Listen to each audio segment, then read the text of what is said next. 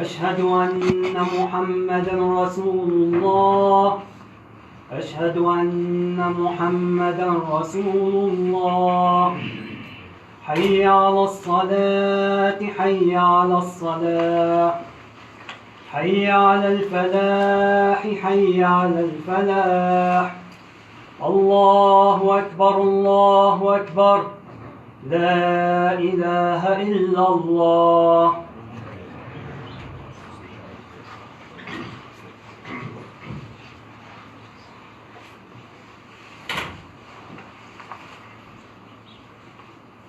الحمد لله ثم الحمد لله.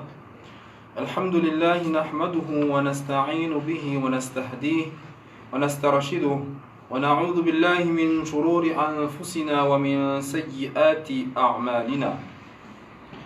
من يهد الله فهو المهتد ومن يضلل فلن تجد له وليا مرشدا.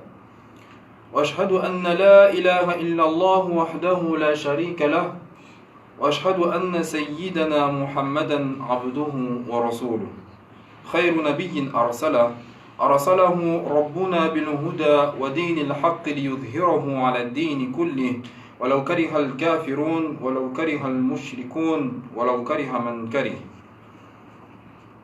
اللهم صل على محمد وعلى آله وصحبه وسلم. أما بعد، عباد الله، أوصيكم ونفسي بتقوى الله تعالى وأحثكم وإياي على طاعته. سأحكي هنا حديثة عجيبة ذكرها أبو حامد الغزالي في كتابه إحياء علوم الدين في هذا الشأن. قد تصور جزءا من علة التربية في العصر الحديث. بطلها فتى يقال له حاتم الأصم. قد صحب أستأذه شقيق الأبلغ 33 عاما، وحين سأله عما تعلمه منه خلال هذه المدة قال: 8 مسائل. فاسترجع البلاغي وغضب كيف أن شطر عمره ضاع ولم يتعلم تلميذه إلا بضع معارف قليلة، لكنه مع ذلك وبعد أن هداء وأستراح طلب سماعها فطار لبه عجبا وانشرح صدره، لأنه أدرك أن هذه المسائل هي أبرز الخطوط العريضة للتربية الذاتية في كل عصر.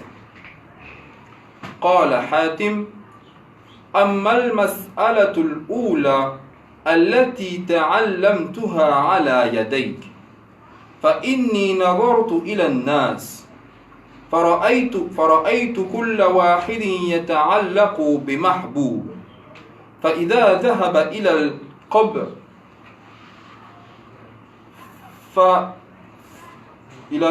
القبر فرق محبوبا،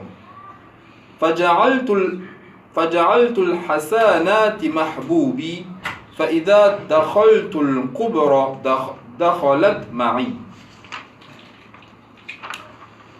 أما الثانية فإني نظرت إلى قول الله تعالى: وأما من خاف مقام ربه ونهى النفس عن الهوى فإن الجنة هي المأوى. فأجهدت نفسي في دفع الهوى حتى استقرت على طاعة الله. والثالثة أني نظرت لهذا الخلق فرأيت أن كل من معه شيء له قيمة حفيظة حتى لا يضيع، فنظرت إلى قول الله تعالى: ما عندكم ينفد وما عند الله باق. فوجهت ما معي لله ليحفظه عنده. كل ذلك يحدث وأستأذه يستمع ويتأمل ويتعجب، ثم يقول مستطردا: أما الربعة فقد رأيت الخلق منهم من يتباهى بماله أو يفتخر بحسبه، فتأملت قوله تعالى: إن أكرمكم عند الله أتقاكم. فاتقيت الله حتى أكون عنده كريما. والخامسة أنني شاهدت الناس وهم يطعن بعضهم في بعض ويلعن بعضهم بعضا بسبب داء الحسد. وحين نظرت إلى قوله تعالى: نحن قسمنا بينهم معيشتهم في الحياة الدنيا، فاجتنبت الناس وعلمت أن القسمة من عند الله. وأما السادسة فإن الله تعالى يقول: إن الشيطان لكم عدو فاتخذوه عدوا. فتركت عداوة الخلق وتفرغت لعداوة الشيطان وحده. وأما السابعة أني نظرت إلى الخلق فرأيت كل واحد منهم يكابد نفسه ويذلها في طلب الرزق. ونظرت إلى قول الله عز وجل: وما من دابة في الأرض إلا على الله رزقها. فرأيت أني أحد هذه الدواب، فاشتغلت بمال الله على وتركت مالي عنده. والثامنة أني نظرت إلى الخلق فرأيت كل مخلوق منهم متوكل على مخلوق مثله، هذا على ماله وذاك على ضيعته. وتأملت قوله تعالى: ومن يتوكل على الله فهو حسبه.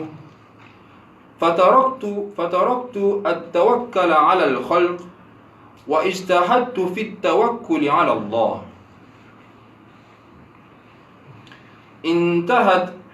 انتهت حكاية الأصم، لكن حكاية التربية لا تنتهي.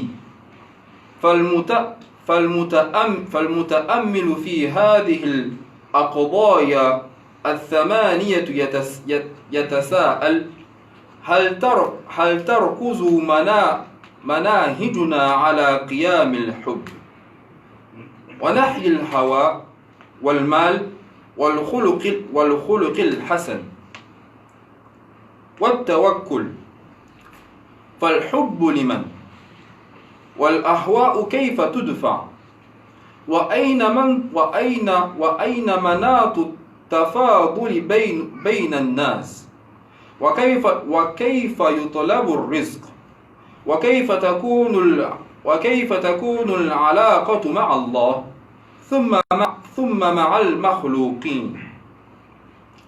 هل أزمة التعليم لدينا تكمن في الطالب اللامبالي، أم المعلم غير المؤهل، أم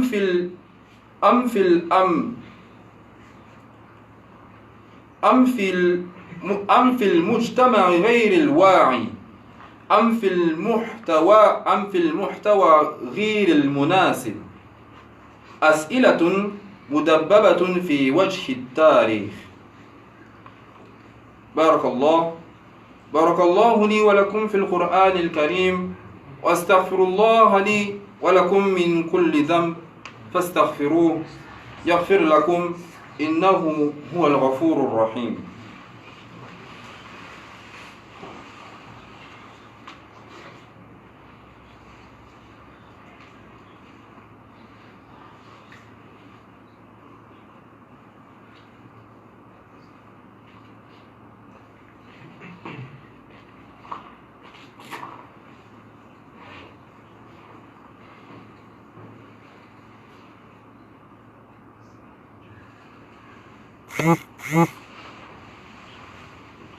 الحمد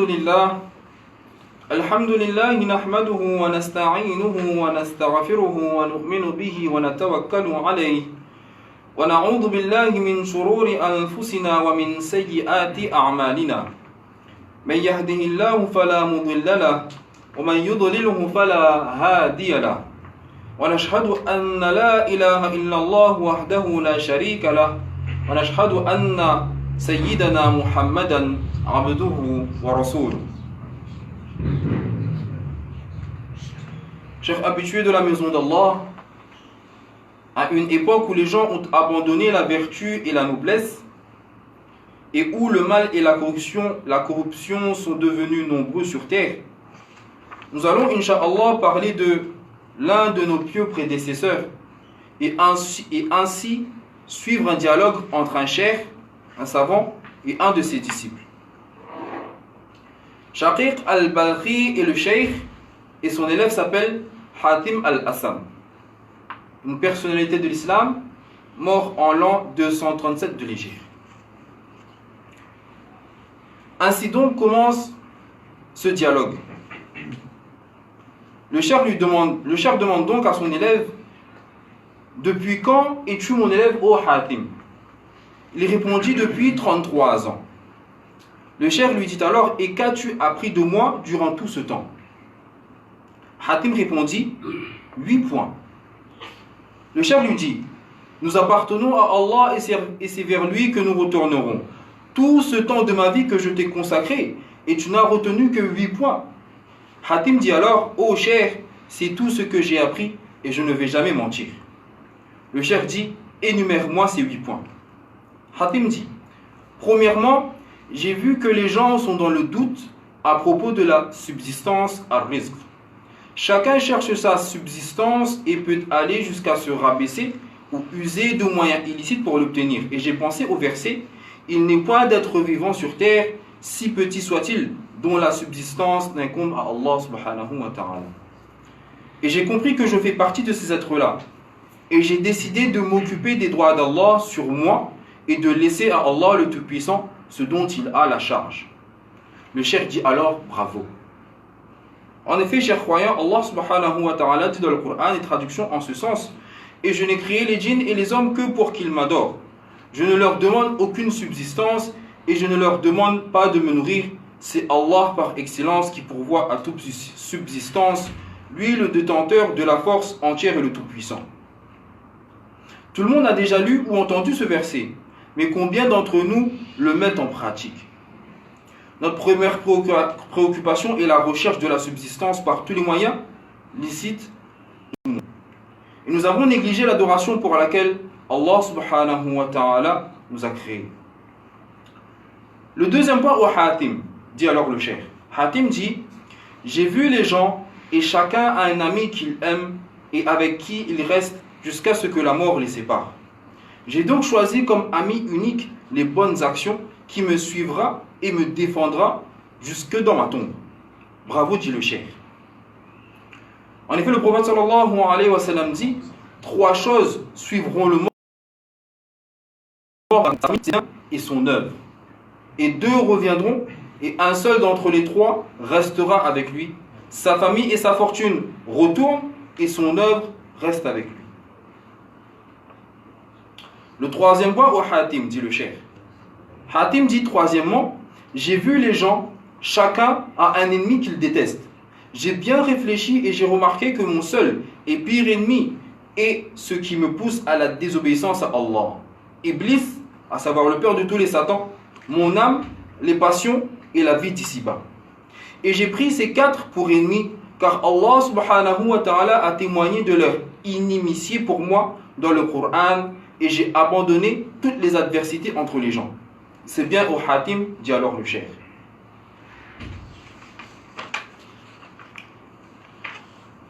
Quel est le 4e point au Hatim? Demanda le cheikh. Hatim dit, 4e, j'ai vu les gens, les uns haïssent les autres et ils se maudissent entre eux, et tout cela par jalousie.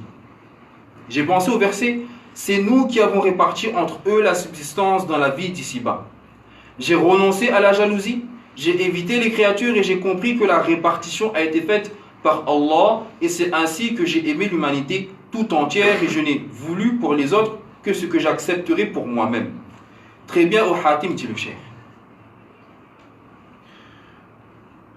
En effet, chers croyants, le prophète sallallahu alayhi wa sallam dit, méfiez-vous de la jalousie, car la jalousie dévore les hasanat comme le feu dévore le bois sec. Celui-ci est beau ou celle-ci est belle, celui-là est riche, celui-ci ou celle-là détient du savoir, mais pourquoi alors être jaloux de ces gens? C'est Allah en vérité qui a donné ces choses-là à ces personnes-ci. Et Allah nous a certes donné quelque chose qu'il n'a pas donné aux autres. Alors il faut se contenter de ce que Allah subhanahu wa ta'ala nous a donné. Le prophète sallallahu alayhi wa sallam dit aussi, l'un de vous n'est vraiment croyant que lorsqu'il aime pour son frère ce qu'il aime pour lui-même. Le 5e point au Hatim, dit le cheikh. Hatim dit 5e, j'ai vu les gens, celui qui possède un ou des biens de grande importance ou de grande valeur, en prendre soin et les préserver. J'ai alors regardé la parole d'Allah, ce que vous possédez, traduction en ce sens, ce que vous possédez s'épuise et ce qui est auprès d'Allah subhanahu wa ta'ala est durable, infini. C'est pourquoi à chaque fois que j'ai quelque chose qui a de la valeur et que j'apprécie, je la dirige vers Allah subhanahu wa ta'ala pour que cette chose soit sauvegardée auprès d'Allah, à savoir qu'il la donne en aumône, en sadaqa. Bravo, dit le cheikh. Quel est le 6e point au Hatim, demanda alors le cheikh. Hatim dit, 6e, j'ai vu les gens, ils donnent une grande importance aux biens matériels, à la beauté, à la lignée, et j'ai vu le verset, traduction en ce sens, les plus nobles d'entre vous, pour Allah sont les plus pieux. Alors je me suis intéressé à la piété, à la crainte d'Allah subhanahu wa ta'ala, afin de devenir pour Allah parmi les nobles. Très bien au Hatim, répondit son cheikh. Hatim dit 7e, j'ai vu les gens, chacun s'en remet à une créature qui lui est semblable. Et j'ai vu la parole d'Allah subhanahu wa ta'ala qui dit, traduction en ce sens, celui qui s'en remet à Allah, Allah lui suffit. Alors je m'en suis remis au Créateur sans jamais m'en remettre aux créatures. Pareil, bravo, dit Hatim, dit son cheikh. Hatim dit enfin, 8e, j'ai vu les gens, chaque habitant doit un jour quitter son domicile et le destin commun de tous est vers la tombe.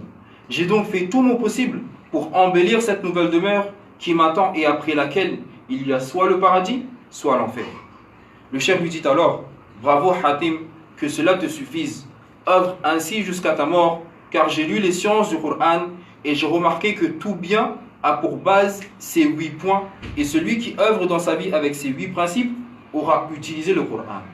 Walhamdulillahi Rabbil Alamin. Qu'Allah subhanahu wa ta'ala nous donne le tawfiq de comprendre ces quelques paroles, de mettre ces 8 points en pratique, de le propager, insha'Allah.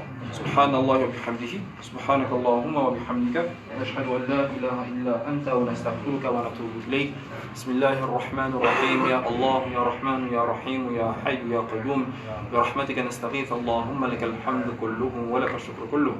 Allahumma salli ala sayyidina Muhammad wa ala ali sayyidina Muhammad wa barik wa sallim. Allahumma innaka afuwun karimun rahimun tuhibbul afwa fa'fu anna ya karim, fa'fu anna ya rahim, fa'fu anna ya dal jalal wal ikram. Allahumma ihdina as-sirata al-mustaqim, sirata alladhina an'amta alayhim min an-nabiyyin was-siddiqin wash-shuhada'i was-salihin wa hasuna ulaika rafiqa. اللهم إنا نعوذ بك من البغل ونعوذ بك من الجبن ونعوذ بك من أن أريد إلى أرذل العمر ونعوذ بك من فتنة المسيح الدجال ونعوذ بك من فتنة الدنيا وعذاب القبر وعذاب الآخرة. اللهم يا الله يا رحمن يا رحيم، إن الله وملائكته يصلون على النبي يا أيها الذين آمنوا صلوا عليه وسلموا تسليما.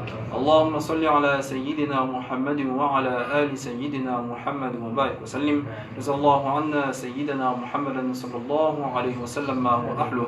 فسبحان ربك رب العزة عما يصفون وسلام على المرسلين والحمد لله رب العالمين. آمين برحمتك يا أرحم الراحمين.